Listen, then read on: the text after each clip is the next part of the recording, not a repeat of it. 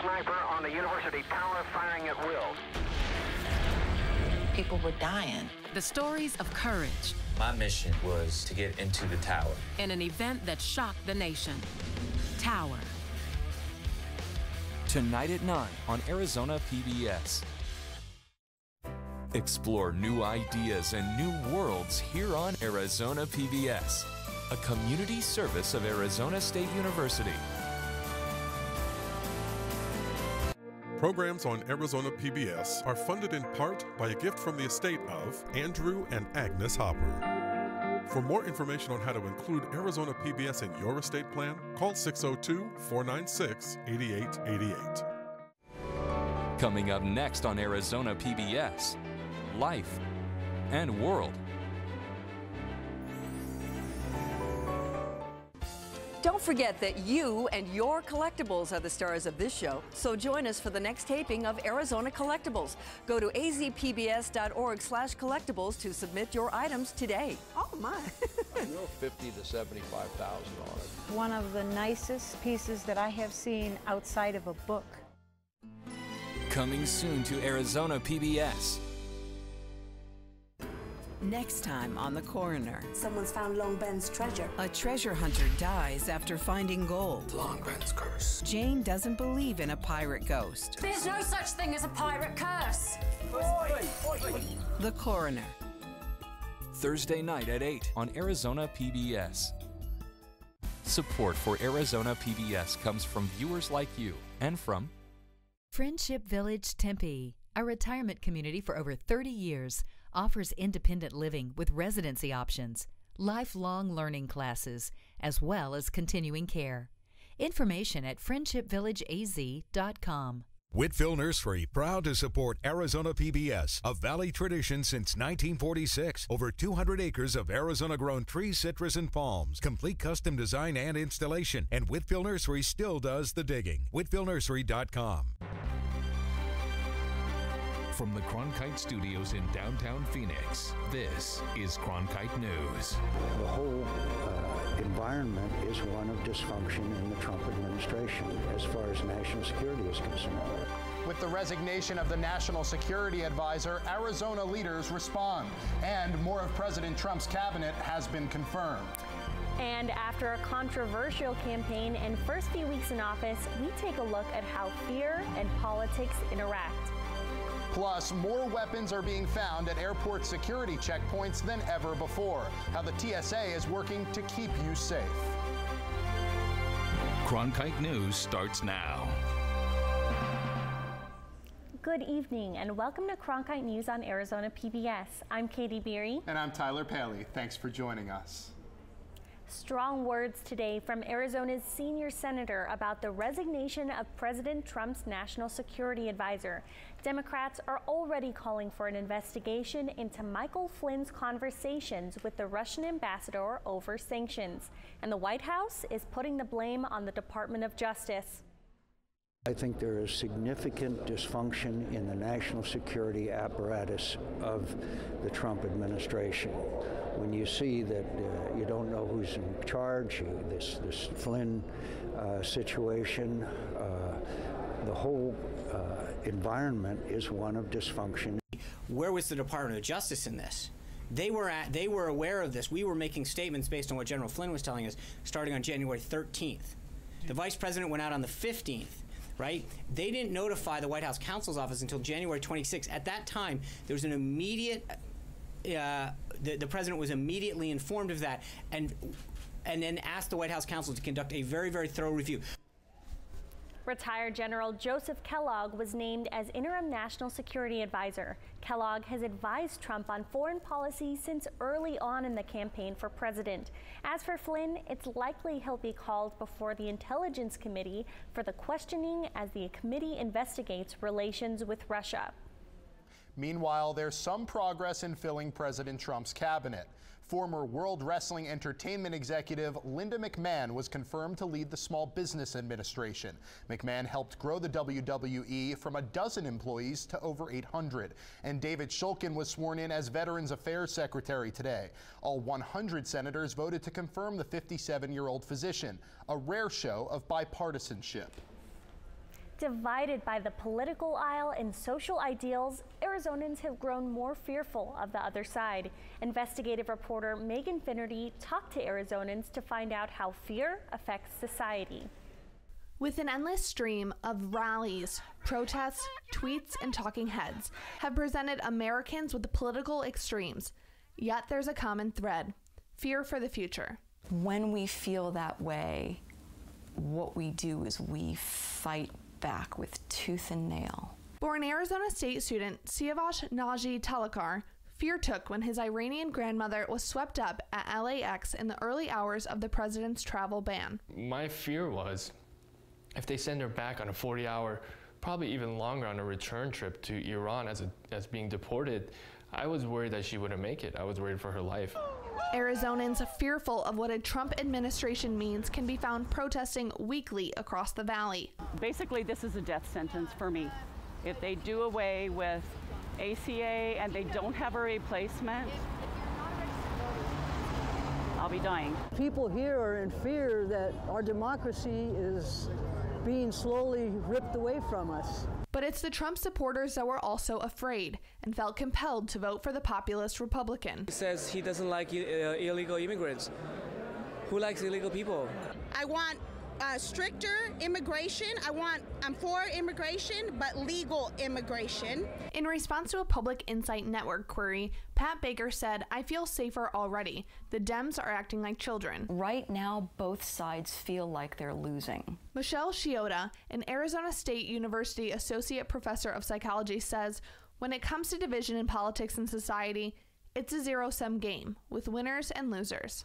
It's in our nature to form alliances and in-groups and out-groups, us and them. As for Naji Talakar's grandmother, even when she was safe with her grandson, a new fear set in. And now we're afraid to let her leave because we want to make sure we have that time with her. We don't think that she'll be able to come back. However, the country may not be as divided as it seems.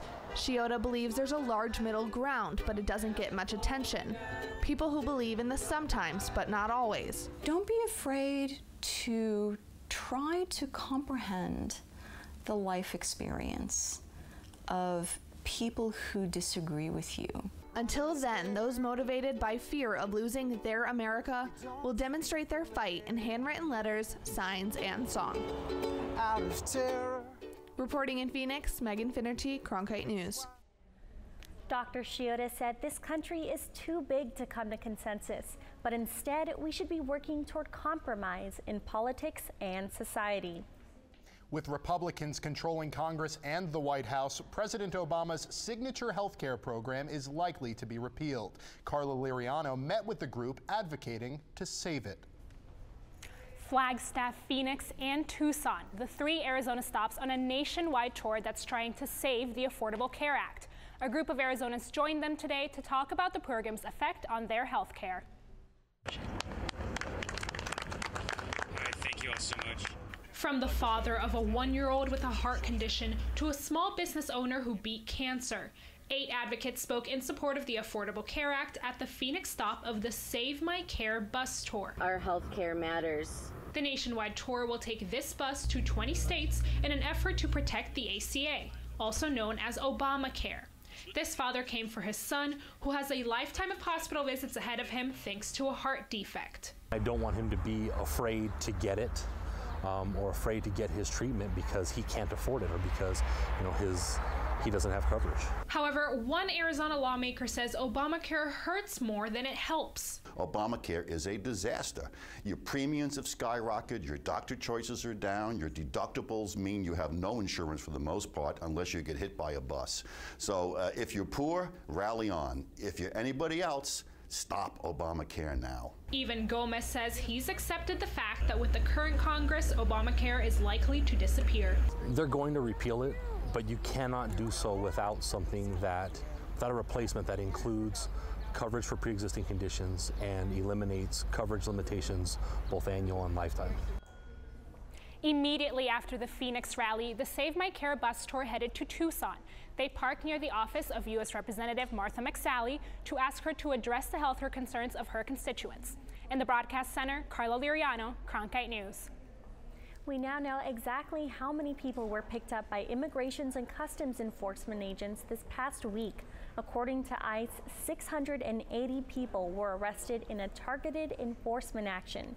Secretary of Homeland Security John Kelly said nearly 75% were convicted of crimes, including murder, drug trafficking, and weapons charges, but some were also deported for nonviolent offenses.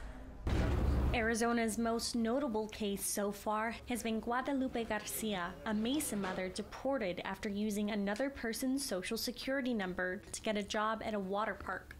The family spoke to reporters Thursday after she was deported to Nogales, Mexico.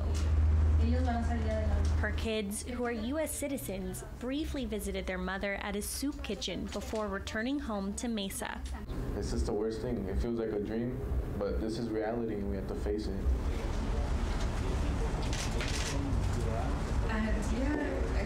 I love her so much, and I'm just more than happy to be here with her.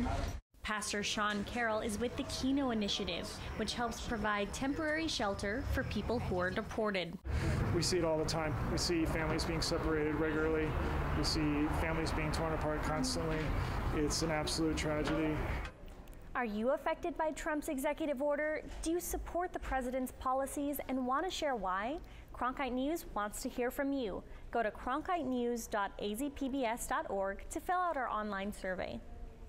The city of Phoenix will vote on whether to become a sanctuary city tomorrow. A citizen request was placed to add Phoenix to a growing list of cities across the country that have a looser policy on immigration enforcement. The request is not expected to pass, and both the city manager and city attorney recommend voting no.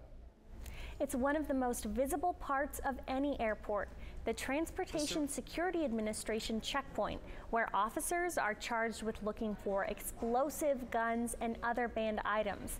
In the last year, the TSA says it's seeing more people trying to bring prohibited items like guns through their checkpoints. Cronkite News reporter Tyler Finger reports from Washington. Tonight at airports nationwide, TSA officers are on the lookout for things like these: guns, knives, and explosives. In just the last month, Sky Harbor TSA officers have found at least 10 guns, including this 9mm Daewoo handgun and this .40 caliber Glock handgun, both loaded and both dangerous. We are seeing a trend that we'd like to see go in the opposite direction, and that is that we're seeing more and more people bring firearms to checkpoints. In 2016, the TSA found more than 100 guns in carry-on bags in Phoenix, up almost 40% in just a year. Nationwide, they found almost 3,400 guns, a record number. The union local that represents TSA officers at Sky Harbor says they're more dedicated than ever. We can't afford to miss a single genuine threat because it only takes the bad guys one time. And it's not just a problem in Phoenix. Here at Reagan National Airport in Washington, the TSA is finding more guns here as well. On average, nationwide, they're finding 9 guns a day. Our TSA officers are very well trained in being able to detect prohibited items of all sorts. And in this case, we really believe that what we're seeing is an increase in the number of firearms people are bringing to checkpoints. Despite the increase, Douglas Kidd from the National Association of Airline Passengers says he doesn't feel any safer. The TSA has a job to do, but unfortunately, the way they are doing their job does not protect anyone. The TSA says the number of guns found at checkpoints from coast to coast has more than doubled in the last 5 years. They say they get 2 main excuses. The first excuse is that they forgot they had it with them, and their second excuse is that their husband packed their bag or their wife packed the bag. But I can tell you that neither of those excuses fly. With a record number of people expected to take to the skies this year, the TSA's job is only going to get more difficult. At Reagan National Airport, Tyler Finger, Cronkite News. The TSA says more than 80% of the guns found last year at checkpoints were loaded. Some very good news to our west. Authorities have lifted an evacuation order for nearly 200,000 California residents who live below the nation's tallest dam.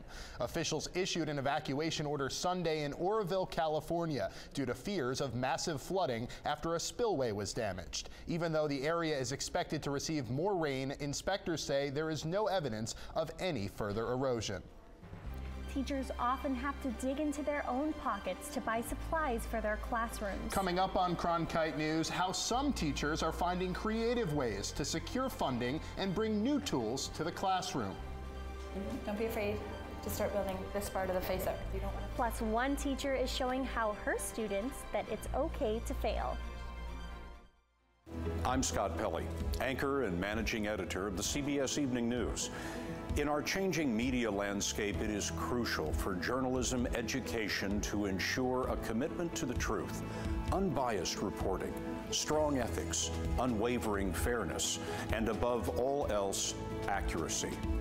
These are the hallmarks of ASU's Walter Cronkite School of Journalism and Mass Communication.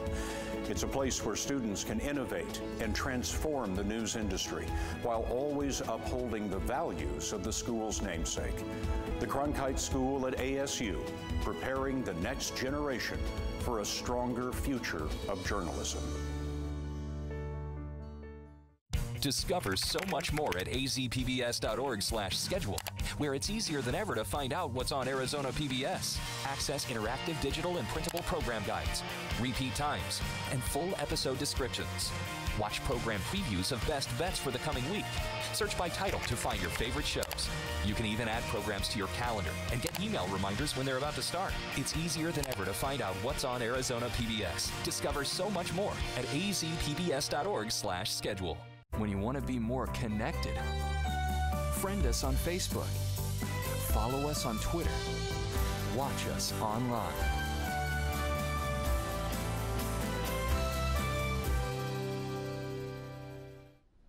Teachers all across the state have ideas on how to increase learning in the classroom. Some by using technology, others by using different materials like wiggle chairs. But many times, those items are not in the school's budget. McKenna Delgarno shows us how some are finding alternative ways of funding.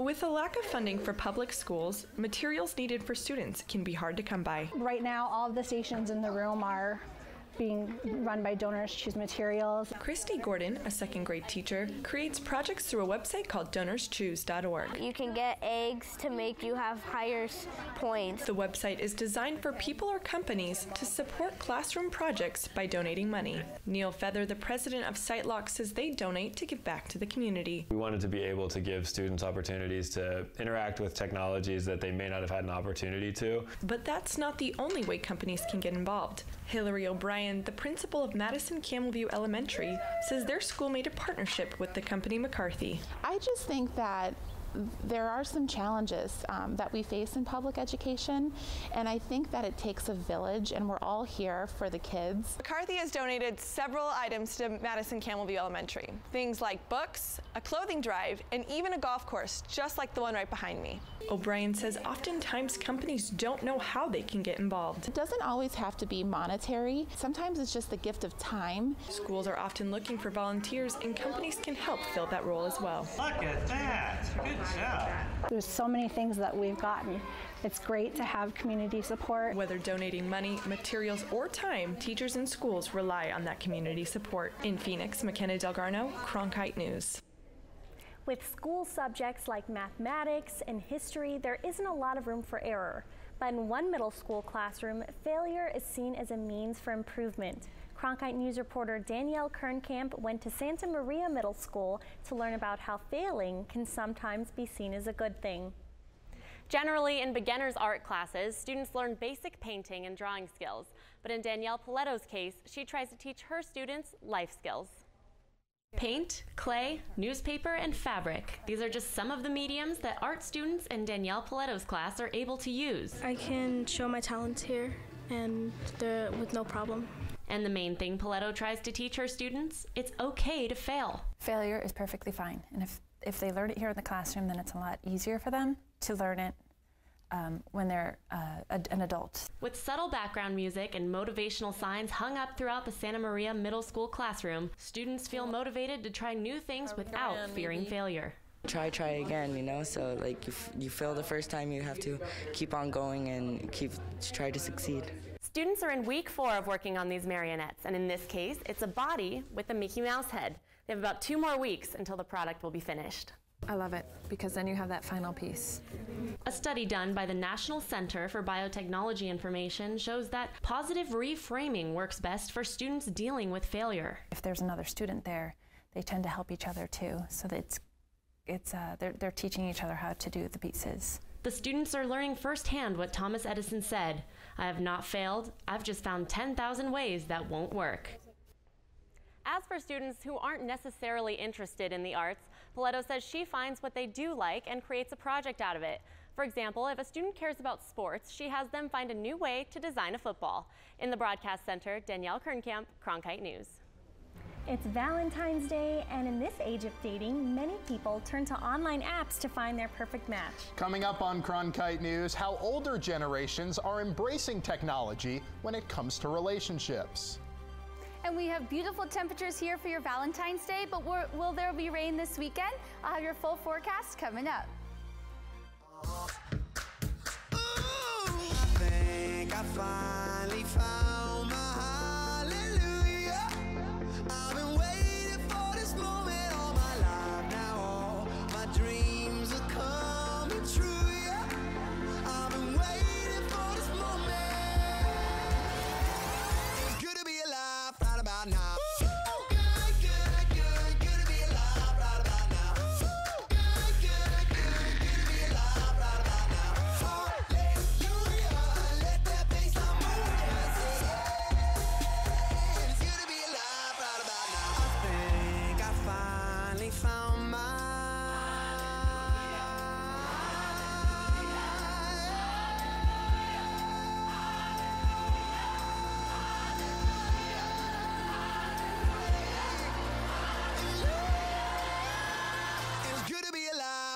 Now. It's as easy as swiping left or swiping right. The way people meet and date has changed, and not in the age group you might expect. Cronkite News reporter Alexis Stukrath explains the changes and what that means for relationships as a whole. Dating in the 21st century has changed the playing field. According to the Pew Research Center, online dating is more acceptable than it was even a decade ago. With the advent of thousands of online dating websites, you can find out a lot about all kinds of things about people before you ever meet. And 15% of U.S. adults have used online dating sites or mobile dating apps. I started on a dating app because my best friend insisted I sign up and was tired of me not having 2 kids as well and being married. The rise in the use of online dating has risen especially in older individuals. 12% of 55 to 64-year-olds have ever used online dating sites or mobile apps. Christina Duggan is in her 30s and decided to sign up for the app Bumble, where the woman has to start the conversation. I'm at a different stage of my life where I'm young and just new. I didn't just move here. I've been here for a while. I have an established career. And maybe it is meeting a person who is also at that same stage in life is going to help me. To find a perfect match, you need to find your perfect app. But there's so many options, you hardly know what to pick. Kind of felt like I was grocery shopping online for my soulmate. No matter which way people decide to date, Duggan admits that having the conversation go from online to in person could prove difficult. In Phoenix, Alexis Stukrath, Cronkite News. As many of us celebrate Valentine's Day, today also happens to be Arizona's 105th birthday. On this day, back in 1912, Arizona was declared the 48th state in the United States. People celebrated our state's birthday today by spending the day at the Arizona Capitol Museum. Today's event featured an exhibition that gave visitors a chance to explore artifacts and documents used by Constitutional Convention delegates when Arizona first became a state. To be anywhere that's 105 years of history is something to be said, over a century old. And you know, Arizona is quite a diverse state, and we have such a rich history and culture in the state. Today isn't the only day to see the many artifacts on display. The Capitol Museum is open weekdays from 9 a.m. to 4 p.m., and it's free to the public. And whether you're celebrating Arizona's birthday or Valentine's Day, it will be a gorgeous evening. But is there rain in our future? Allison Gargaro is in the Weather Center with your forecast. A big happy birthday to Arizona today. We are so thankful for everything you do, especially the beautiful weather that you bring us. We have high 40s up in the Grand Canyon and Flagstaff, 75 over in Lake Havasu, and 78 down in Yuma. 70 in Tucson, and 74 right here in Phoenix. We're seeing high 70s across the valley, 73 up in Surprise, 77 in Goodyear, and 70 over in Mesa. And right now on your Valentine's Day, we are at 72 degrees with a few clouds, but it is going to be beautiful for any plans that you have tonight. If you're going out to dinner or hanging out with friends, we have 71 degrees for your ride home or drive to dinner, but bring a slight jacket because it's going to drop down to 66 degrees tonight at 9 p.m. Taking a look into the rest of your week, we do see the clouds moving out of Arizona on Wednesday, but they will be coming back in on Thursday because there's a big storm brewing up in Northern California that will bring some rain over for this weekend. But taking a look into the rest of your week, we have 76 and 75 for your Wednesday, Thursday, and Friday.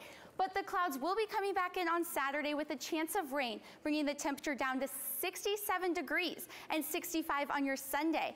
But we have a beautiful President's Day planned on Monday if you have the day off or your kids are off from school. 70 degrees and sunny. Allison Gargaro, Cronkite Weather. In late January, Phoenix Rising FC applied for a Major League Soccer expansion bid. The team currently plays in the United Soccer League, the second tier of professional soccer in America. Cronkite sports reporter Zach Pockleb spoke to a team owner to learn more about the potential bid.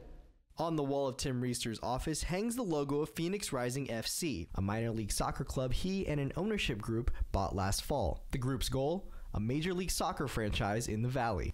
Phoenix is by far the most attractive potential expansion market in the United States for MLS. Reister and his partners met with MLS officials last month and believes they left a good impression. MLS has very specific requirements, and we've checked all those boxes for them. The team was previously known as Arizona United SC and was owned by Kyle Eng for the last 3 years. Eng had the same goal as Reister, but believed the new ownership group can get them over the hump. Professional soccer in Arizona wasn't about me. It was about me being able to carry the torch. I knew there would be a day that someone with a lot more passion, a lot more resources, a lot more commitment would take that torch and then take it to the next level. That next level, Reister says, requires $150 million and a stadium plan. Phoenix Rising FC will start the 2017 season in a pop-up stadium right behind me here on McClintock in the 101 Loop. But if the MLS grants them an expansion bid, they'll start work on a permanent home. It is a dream location, extremely central to all the youth soccer families in the Valley. You can get to our new stadium in about 20 minutes from anywhere in the Valley. For now, he hopes to tap into what he believes is a passionate fan base in Arizona when the season kicks off on March 25th. In Phoenix, Zach Pockleb, Cronkite News. Cronkite News is proud to be the news division of Arizona PBS. Here's what's coming up on Arizona Horizon in the PBS NewsHour. On the next Arizona Horizon, legislative leaders update the latest from the state capitol, and we'll hear about an action plan from conservatives on climate change. That's on the next Arizona Horizon. I'm Judy Woodruff. On the next NewsHour, we travel to Austin, Texas, as the fight over sanctuary cities intensifies. That's Tuesday on the PBS NewsHour.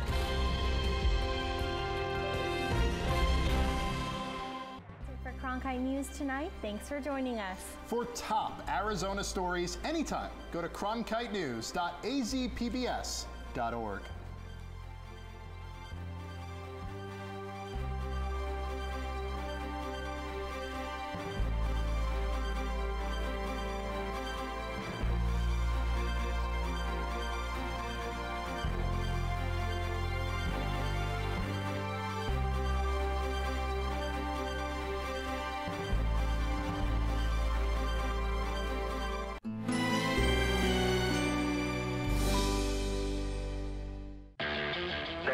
Sniper on the university tower firing at will. People were dying. The stories of courage. My mission was to get into the tower. In an event that shocked the nation. Tower. Tonight at 9 on Arizona PBS. Explore new ideas and new worlds here on Arizona PBS, a community service of Arizona State University.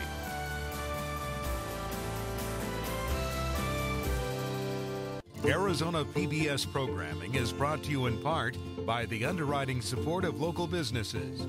Learn how you can support Arizona PBS and grow your own business by reaching viewers like you. Call 602-496-8664 or azpbs.org/underwriting.